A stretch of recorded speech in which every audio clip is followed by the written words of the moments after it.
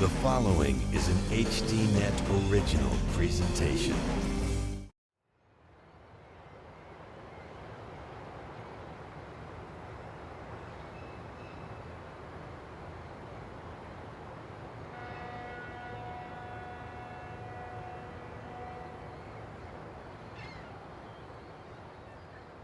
Good evening from Governor's Island in New York.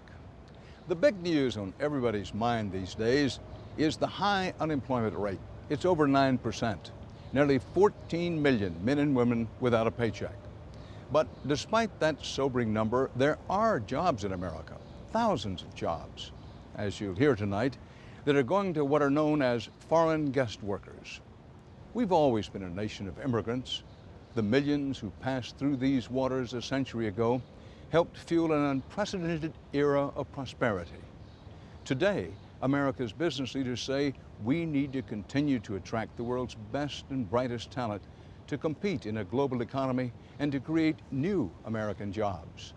But tonight you're going to hear the voices of Americans who feel they've been displaced by foreign guest workers, who say the temporary worker program is different from immigration of the past. You will hear raw emotions, anger, and a lot of questions about why respected business leaders like Bill Gates would be arguing that America needs more foreign workers when so many of our fellow citizens are struggling to find a job.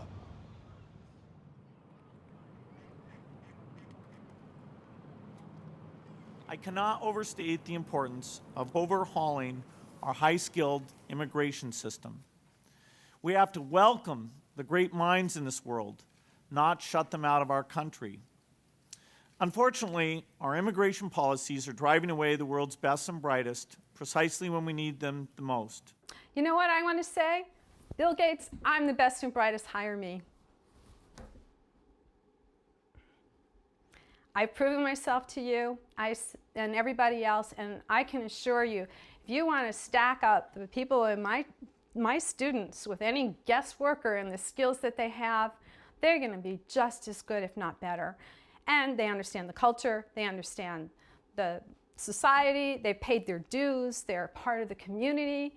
We are here, we are the best and the brightest.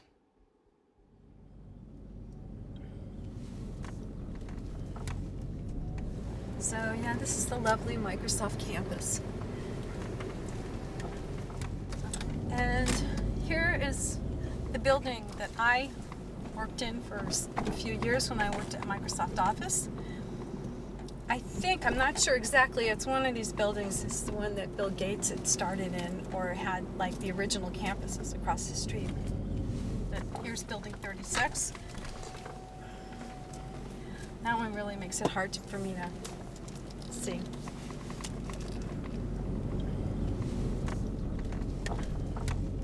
It's like when I started to understand what was going on with why I was laid off, it was like peeling back an onion, and I continue to just feel that every single time you pull it back, it's worse than what you would ever imagine.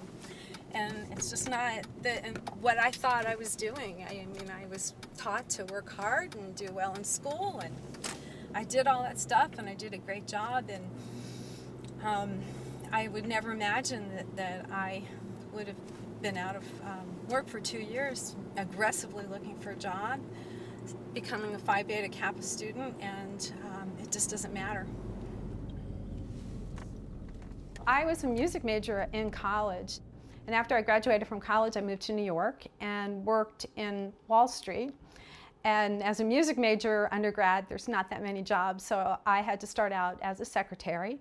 And I worked my way through graduate school at night at New York University and got a degree in MBA in computer applications and ended up spending 12 years on Wall Street. So when I was age 31, I got promoted to being a vice president at JP Morgan in the mergers and acquisitions area doing quantitative analysis type of work. Let's see, I've lived in Seattle since 1992, moved here from New York. My favorite thing is being outdoors, being with my boyfriend, and hiking, biking. Thanks, sweetie. I never had to worry about getting a job, ever. I could get a job in 5 minutes. People were calling me all the time. The world was my oyster. And there was never, ever a problem finding work. It changed in January 2009 when I was laid off from my job at Microsoft. They said that my position had been eliminated. I go into the room and there's somebody there with someone from Human Resources, and they had a package for me and said they're happy to go through everything in there, but that my position had been permanently eliminated and that I could leave that day. Thankfully, I called my boyfriend and he came and helped me collect my personal belongings and said goodbye to a couple people, and that was it. I never had that happen to me before. I've always done very well, and I couldn't, for the life of me, figure out what it was, and I thought, oh my God, have I gotten old? Am I losing my edge? I have no idea. It wasn't until a couple days later that I really figured out what was really disturbing about it, and it's because I was, for the most part, the most senior person on my team, and I was the only person laid off from the team. And 3 of the people that I worked with had been in the United States less than a year. I mean, up until that point, I was kind of maybe ignorance is bliss. I mean, I just had been one of these people that had always been accustomed to working in a global environment. So I just assumed that global business is global business, and I don't know if one person has a special skill versus one that doesn't. And I know that Microsoft recruiting is very, I guess I would say, elite. And so, you know, it seemed that they were always hiring people from all around the world. And I kind of wondered, why weren't they hiring people from the local community as much? But I think that's a question a lot of people here ask. After Mary was laid off in early 2009, she started to realize that somewhere along the line, the job market had changed. It wasn't like the tech companies in Seattle weren't hiring.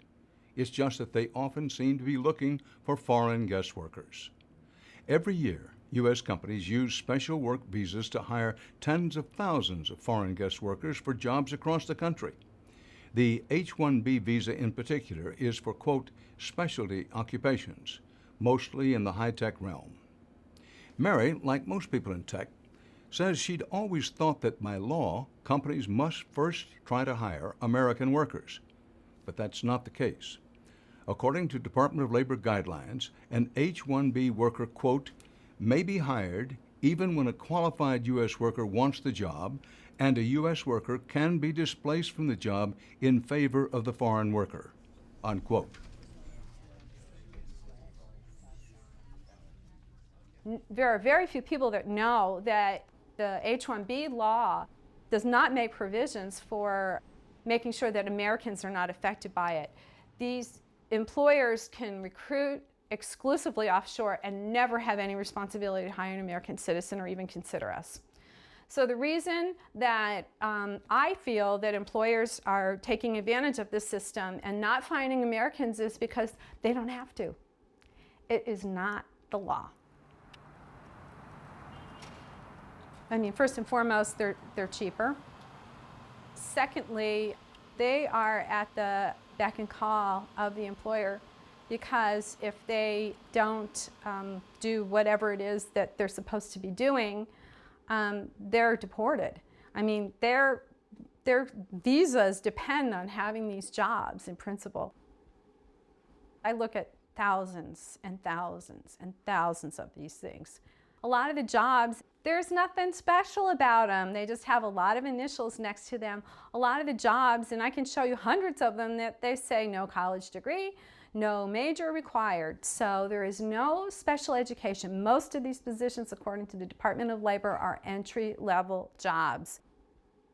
So I'm now pulling up a site from India where there are a bunch of ads that are posted, and every day, I mean, right now there's 155 ads just in this one category alone that are all brand new that have come over, it looks like in the last couple of days. And you'll see here, this one I was able to pull up because I've got my stealth mode in here. It's like any course, any specialization, graduation not required. Okay, so is that best and brightest? Oh, yeah, this one's good. This particular company is looking to hire B1 or B2, visa preferred. Now, my understanding of a B2 visa is it's like you're a tourist. So when a B1 is somebody that comes over to the United States for a conference or something like that. So it's very odd to me that they would need somebody with that kind of a visa, because that would imply that they're here for a very short amount of time and they're writing health insurance applications. So let's just see what they want.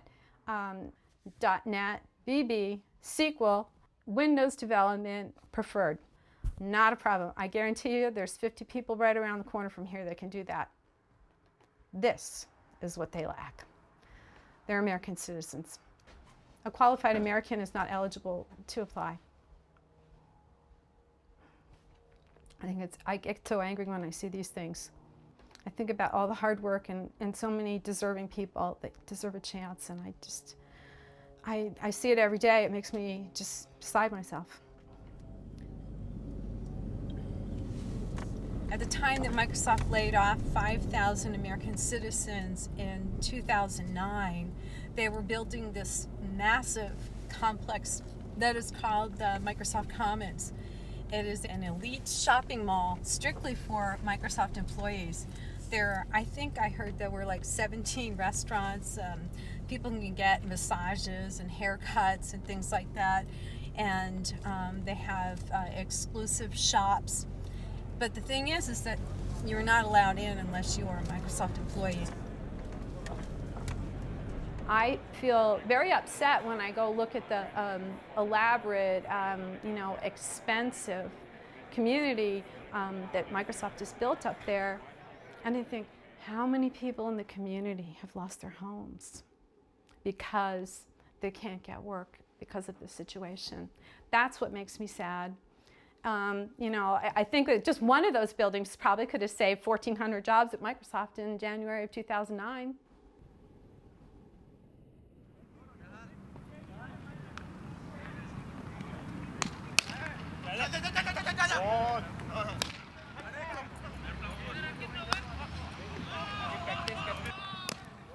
I mean, it's unrecognizable. I cannot recognize the community. It's just not the same at all.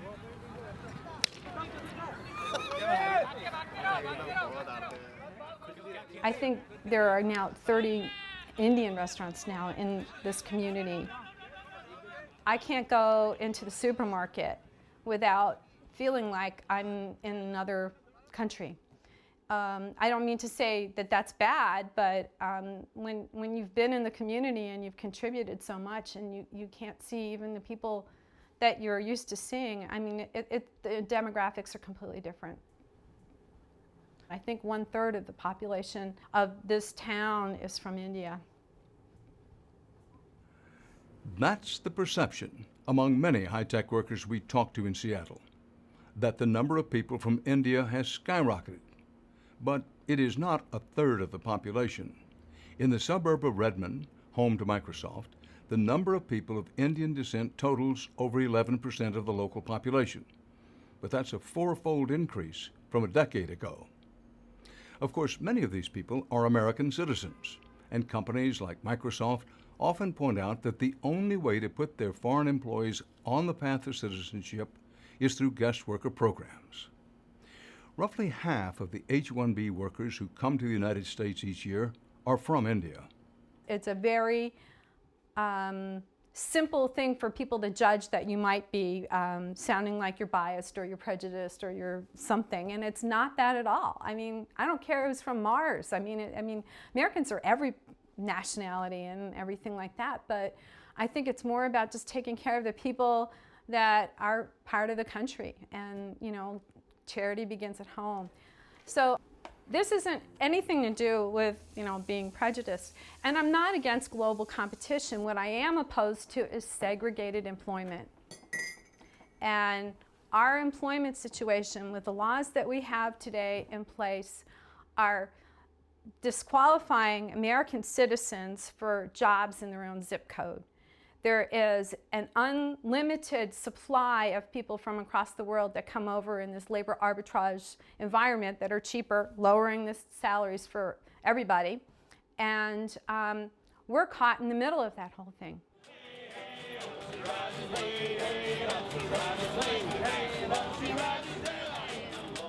There's just not that many jobs available. I mean, things that were here 2-3 years beforehand are simply not around.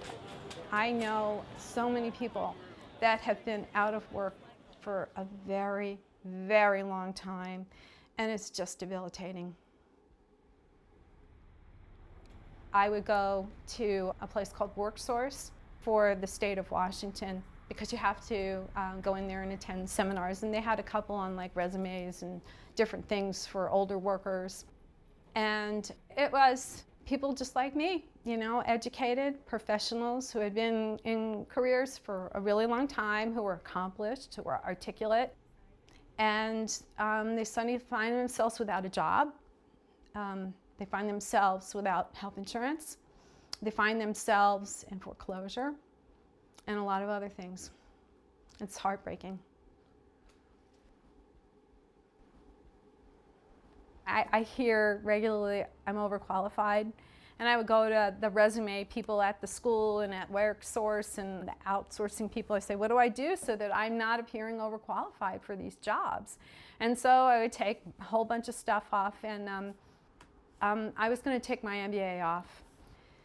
And that was a big deal to me because I worked at night for 5 years to go and get that degree, and it was something I was really proud of. And the thought that I would have to take it off my resume was troublesome, to say the least. I just felt like it's either that or working at McDonald's, and I worked at McDonald's when I was 16, so I guess I could get something there. But yeah, that was what I was about to do. I'd say in general, one thing that I learned the hard way is that, you know, people would say, well, what have you been doing? And I told them the truth. I said, oh, I was laid off, and I'm going to school, and I'm Phi Beta Kappa, and I'm working part-time, and like the conversations would just stop. If I was on a phone interview or something like that, and they say, so what have you been doing? And I tell them I was laid off from Microsoft, and then immediately it changed, the tone. Thank you very much. The people that were laid off were considered damaged goods. And it was, from what I understand, people were discouraged from hiring them. I guess the way that I can describe why this makes me feel upset is because I would go to the WorkSource office here in Redmond, and I'd be waiting for hours to speak with someone, and I'd be sitting there saying, oh my gosh, how am I gonna buy dinner? I can't afford to do almost anything. And I think one day I had to go to, there's a, you know, Target was just around the corner in another store, and you walk out that door and then you walk into the parking lot and you see guest workers and their families surrounding the jewelry departments right in my community 50 yards away. And I thought, something's wrong with this. This is not fair. I want a chance to compete for a job in my own country. And why can those people be, you know, looking at trinkets when we're hungry and we're losing our unemployment? I just don't understand it. We've paid our dues, we've paid our taxes, we understand the culture, we've contributed, and we are being excluded from opportunities in our own country. And I think that this is wrong, and this is why I'm talking to you today. I was out of work for 2 years. I lost my house. I lost my health insurance. I lost my life savings. I still have my health, and it was the worst experience of my life. And, you know, standing out and saying that the laws need to change is a big, scary thing because I don't want it to happen again. We wanted to talk to Microsoft about why they are sponsoring guest workers when so many local tech workers are looking for jobs. Bill Gates declined our request for an interview. In fact, no one from Microsoft would speak to us on camera. They did issue this written statement. Quote, unfortunately, Microsoft won't be able to contribute to the piece you're working on, but thank you for your interest. It's the law. The law is the problem. That's what has to change. There's got to be wording in there that says that these employers must seek local talent. They don't have to today. And so the reason Bill Gates can't find talent, in my mind, is because he doesn't need to. He's not required to. He is acting legally according to the laws of the United States. And that's the problem.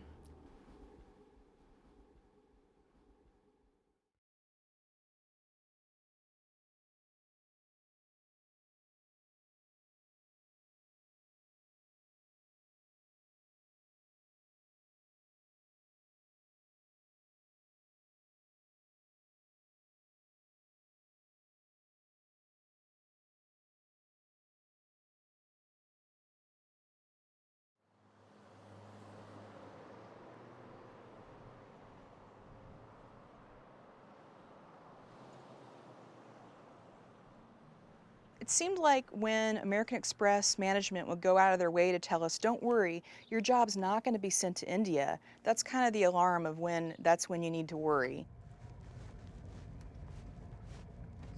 That's American Express Service Center. It's where I worked for about 5 years.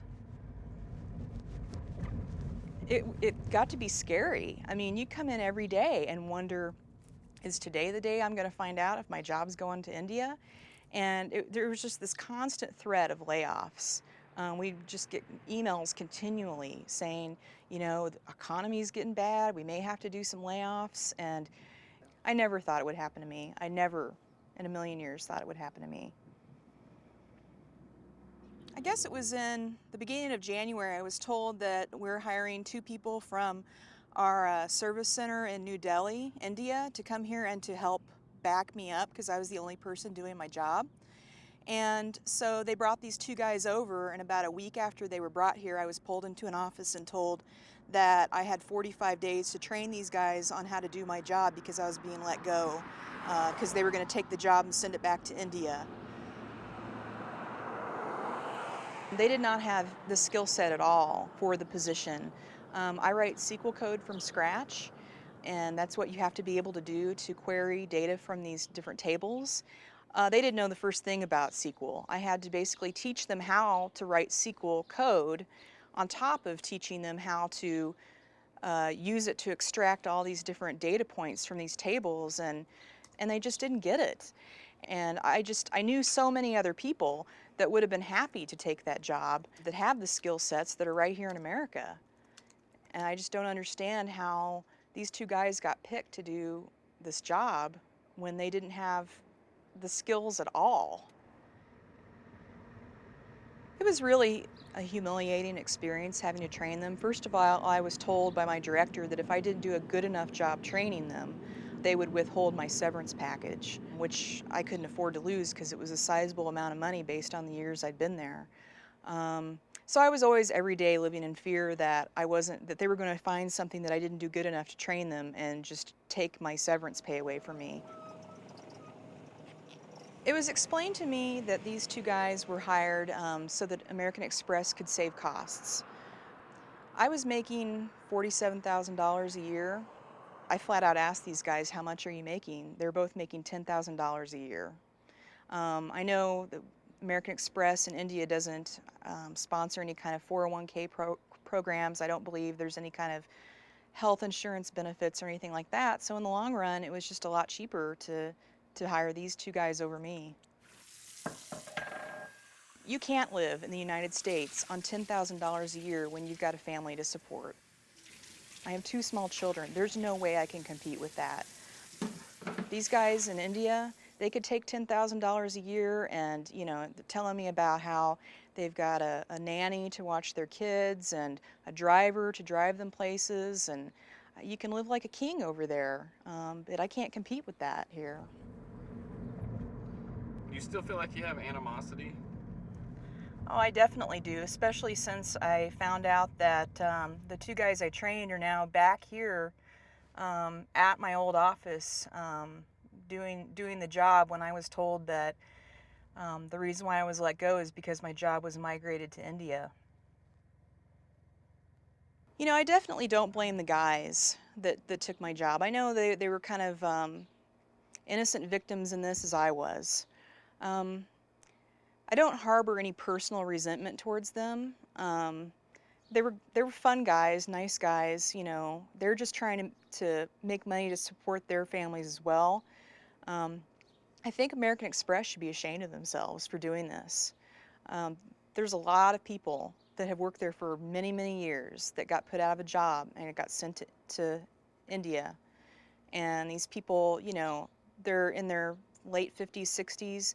I mean, it's hard to start all over again when you're that old. I'm not suggesting they did anything illegal. I'm just suggesting what they are doing is hurting this country. You know, I'm unemployed. I can't find a job now. I'm not paying into the tax system anymore. I'm not paying into Social Security, etc. Instead, you know, I'm, you know, looking for a job, not having any success, and getting unemployment benefits sent to me every week from the government. And here I am with a 4-year degree, and it's just sad. It took a huge toll on our family financially. We basically cashed in my 401k and used my severance pay towards our bills, and we just tried to live on my husband's paycheck, and that's what we've been doing since. Unfortunately, we've had to file for Chapter 13 bankruptcy, and we may end up losing our home. I mean, I've been looking for a new job in the IT industry as an analyst ever since I was let go in 2009, and I haven't gotten past a first interview with anyone. Come on, Marcus. I don't think I lack any skills to compete. I think I've got a great skill set. I think what I lack to compete is that I'm not from India and that I can't live on $10,000 a year.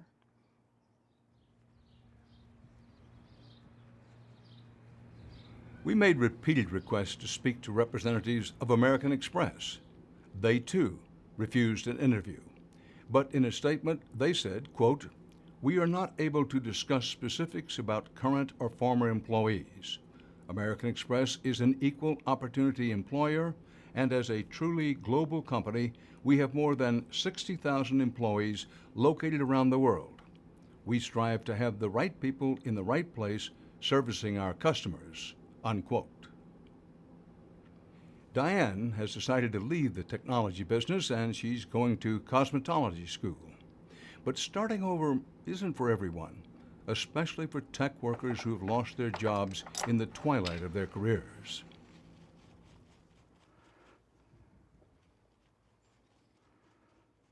The thought that human beings can build something that can just fly through the air, I mean, you can't see air, you can hardly feel it, but the fact that you can build something that'll, you know, climb to 354,000 feet and come back to Earth, and that to me is just amazing, that we have that kind of capability as a people. Well, I've always been interested in aerospace. I grew up during I was 9 years old when Neil Armstrong walked on the moon, and that's always, you know, been a part of me. And I wanted to work in that field. And so it just seemed natural that I would work for Sperry because they were a big company locally. You know, a lot of people worked there. I was actually still in college, and I went and applied at Sperry. And by the time I drove home from the interview, they had already called the house to offer me a job. So that's how that all started. And I stayed at the same company for 27 years, although the company changed names repeatedly. It was acquired by Burroughs, changed its name to Unisys, was acquired by Honeywell, and then merged with Allied Signal. And I went from being just a test technician on the bench to ending up in test engineering, where I designed test systems and wrote the software for them. Test engineering isn't normally what companies like to spend money on. They don't generally see it as a value-added sort of thing. And so they had made the decision that an organization in India was going to do the majority of the test engineering. So they were bringing people in from India to learn what we were doing. And they told us that in the end, we would be managing the Indians while they did the actual technical work in Bangalore. And probably not all of you are safe, some of you. They didn't say who, they didn't say how many, but It was obvious that if the line engineering, the production engineering was going to be done in India, that we wouldn't all be there in the future. Well, he didn't tell me that part. He just came home stressed every day. That's the part I saw. I saw the after work stress. His bosses would call him after hours, they'd call him in on weekends, and it would make him, just really frustrated, and he'd have to go in, and then, he never could even take vacation. For that last year, they kept telling him, well, we can't have you out of the office right now. We just, you can't be off right now. We would teach them what we did, teach them about the products, and they would go back to Bangalore and they would start to develop the technical capability to do what we did here, there. And more of them started to come, and more of them started to come. I remember one day I was walking out, and the Indians were in this sort of courtyard between buildings playing cricket. And that's just not something you ever expect to see. Not that there's anything wrong with it, you just never see it. And that's when you realize, there are enough Indians there that they can actually play cricket in the courtyard. There were a lot of Indians.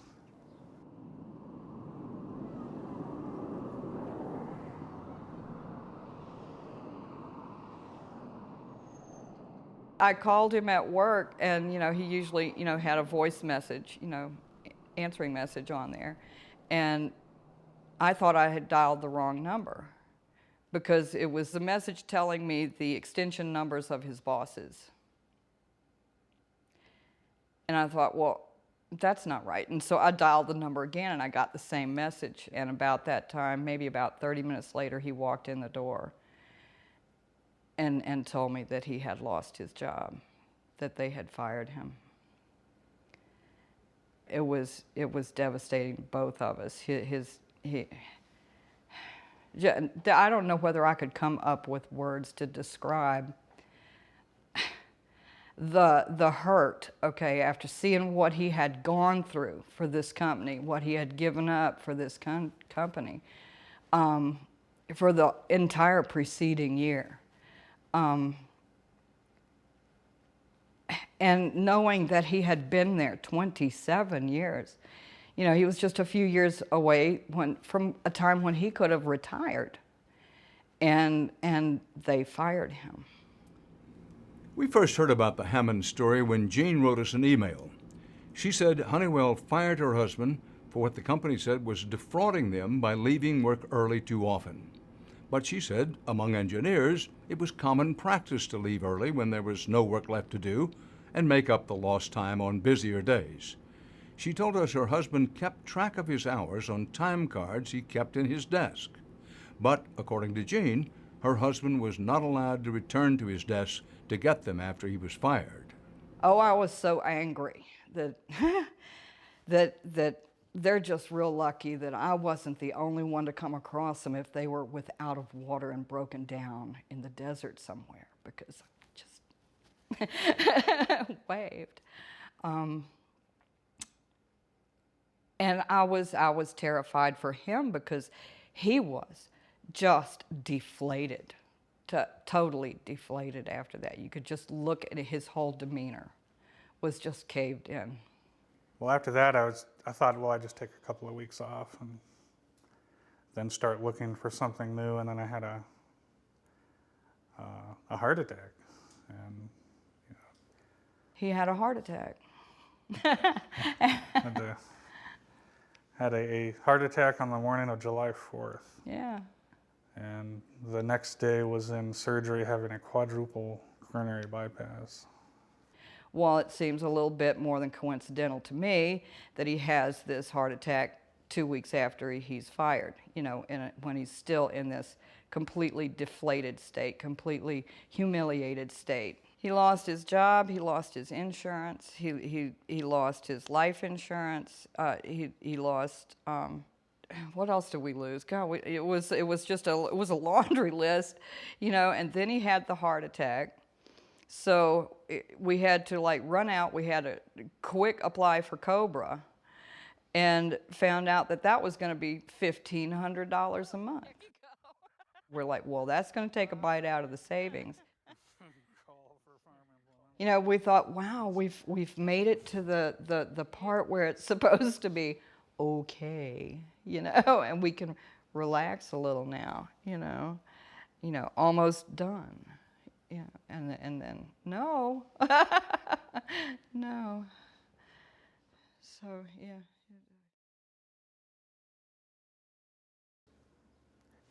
Chemo is like having the intestinal flu and a regular flu and a cold simultaneously, and then you have to get out of bed and work while you're doing it. I had to wear Depends to go to work. Your digestive tract becomes so unreliable you can't be more than 30 seconds away from a bathroom. There were times I couldn't make it to work. I'd have to turn around and come home and throw my clothes away. It's so embarrassing. I don't think that's why people don't work when they're getting cancer treatment, usually. Because, yeah, the legendary bookstore experience and things like that, yeah. We don't have to go into everything. So it's very hard. It's very hard. Hey, pretty pudding. Come here.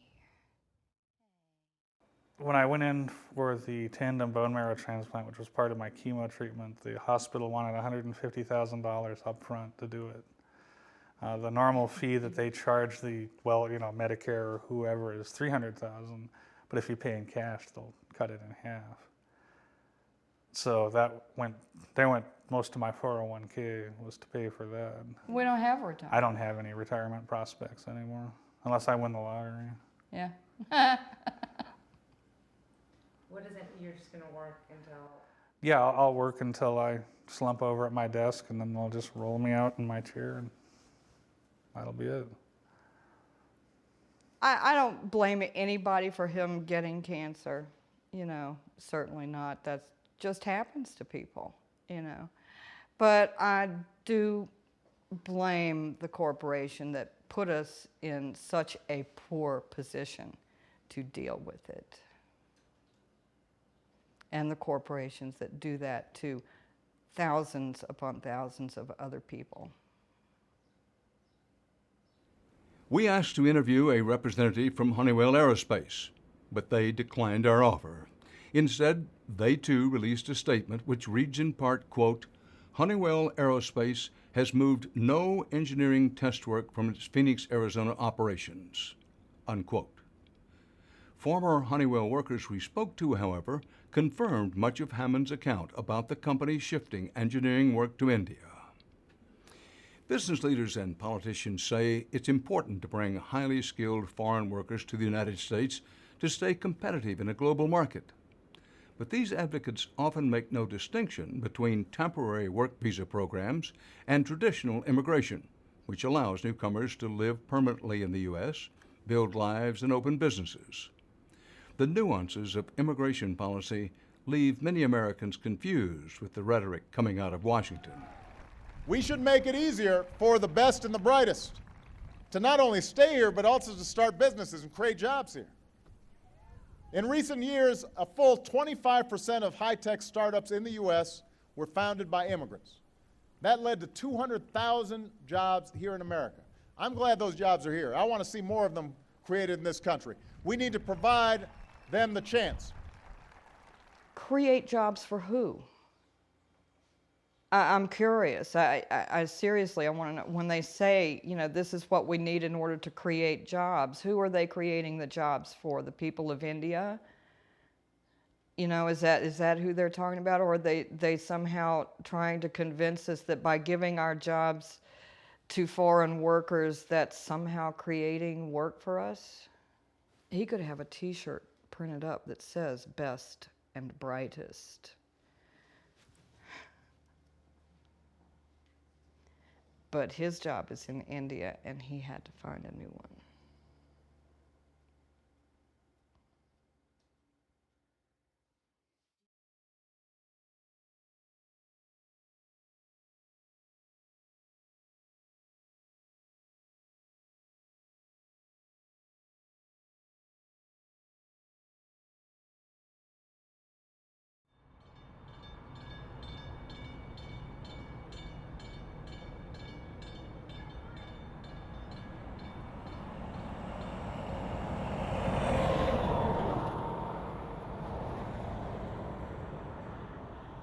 Angry is a word I feel comfortable with, yes. Yes. And I've already told you what I do whenever I drive by the campus facility. I send them a one-finger salute just out of force of habit. Blue Cross and Blue Shield is the largest employer in the city of Jacksonville, and they have hired over 600 guest workers in the IT area. And I used to be an IT worker at Blue Cross and Blue Shield of Florida. I am still doing IT work as a contractor, no longer working for Blue Cross of Florida, but the Indian population apparently is.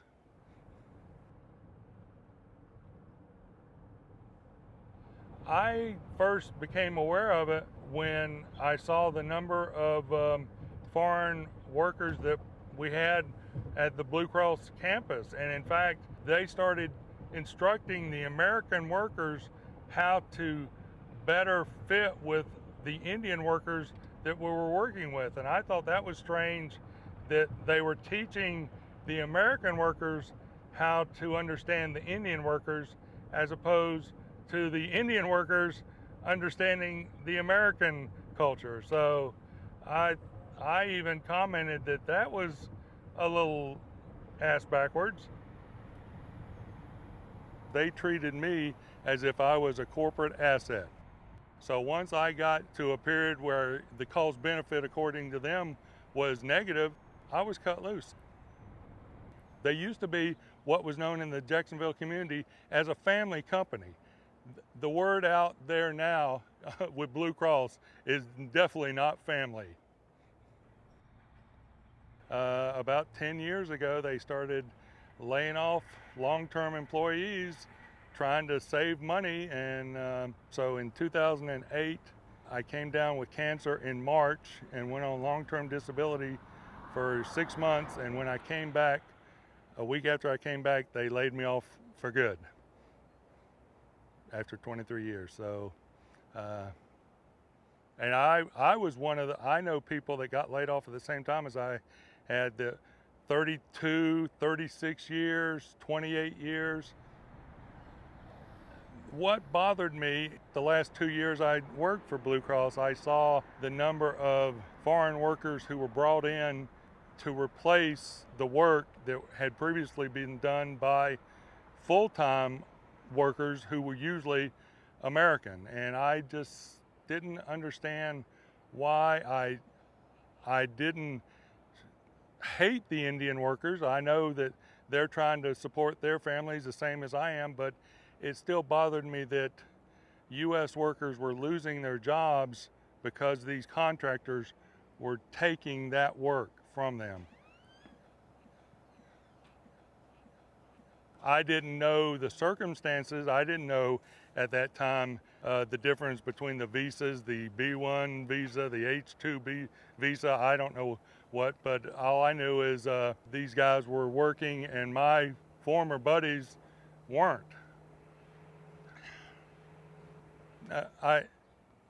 Pardon my French, that's bullshit. And that's, I know for a fact there's gobs of people out there in America that have that experience, but they think that it's cheaper to bring in guest workers who they can let go or they can hire on the cheap, and after the project is done, then let go. So there is a lot more flexibility with the guest worker. That is, there's no question with that.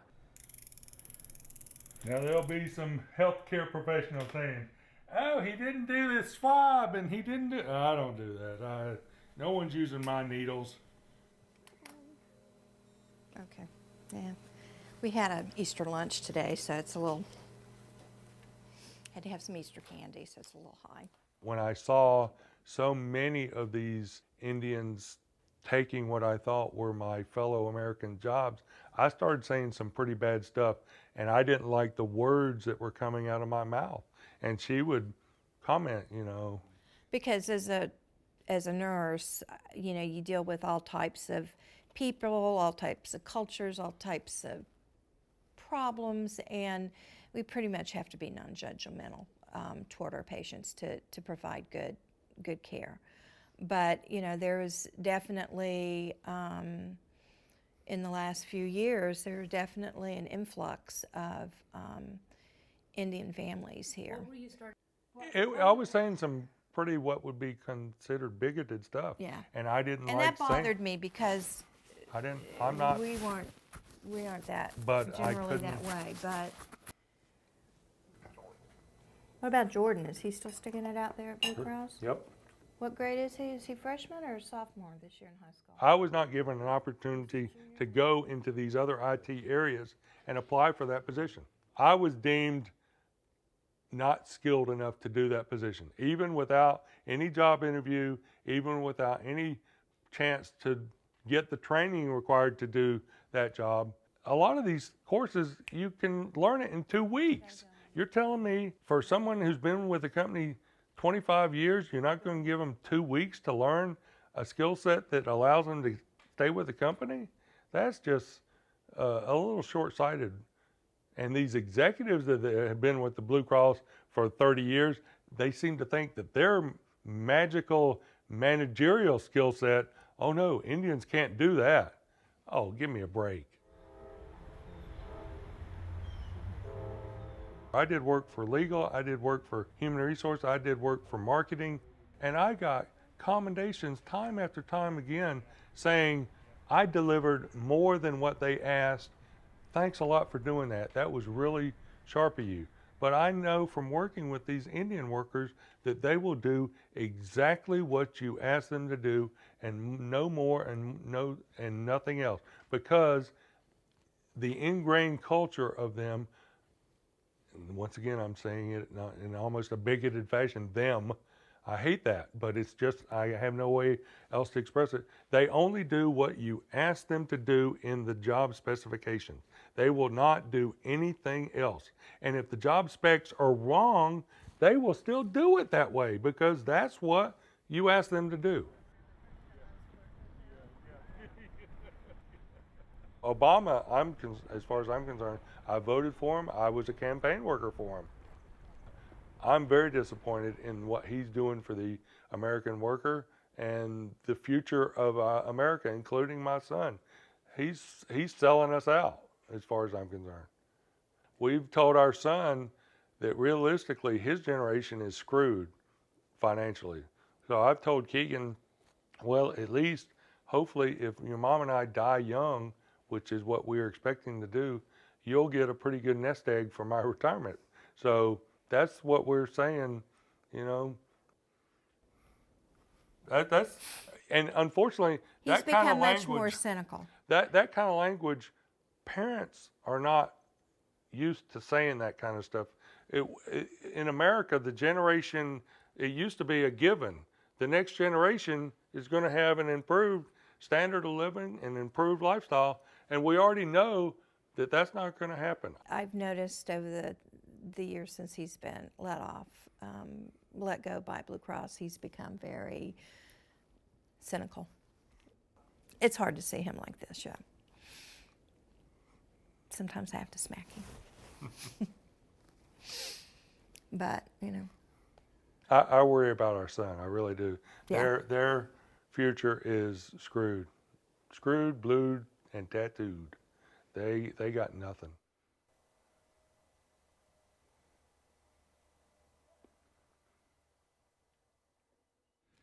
Blue Cross refused to give any comment for our report. It's clear that many influential people in the business community and on both sides of the aisle in Washington think that temporary guest workers are vital for our economy. We tried numerous times to reach out to major guest worker employers and their lobbyists in Washington. Even they declined to answer our questions and make their case. We plan to explore the guest worker system from the point of view of the foreign workers brought here on temporary visas. As you will see, it's not only Americans who are losing out when companies scour the globe for ever cheaper labor. It's all part of a brave new world of work.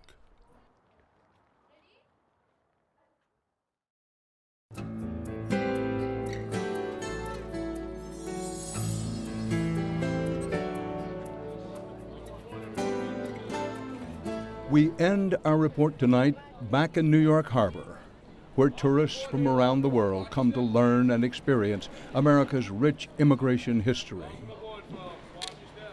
There is the Statue of Liberty, which for decades was a welcome sight for the millions of immigrants crowded on ships who had just endured an often harrowing journey across the open Atlantic.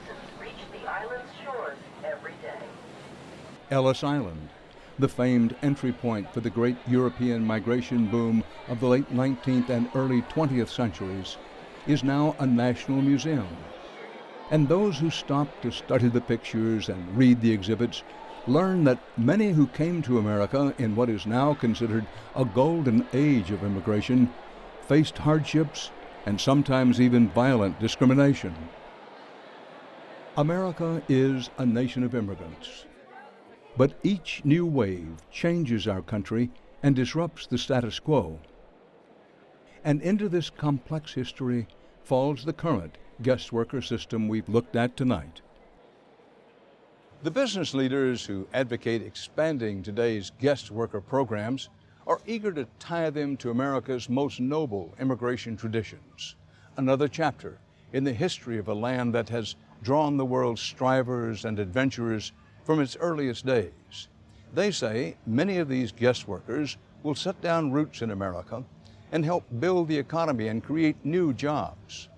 But critics, like the American workers you heard from tonight, say these temporary guest worker programs are taking away American jobs, not creating them. They say the programs drive down wages, exploit foreign workers, and are undermining the American dream. With unemployment so high and the economy still struggling to recover, these debates take on ever more importance. We will continue to follow them. And that's our report for tonight. From Governor's Island in New York, for HDNet, Dan Rather reporting. Good night.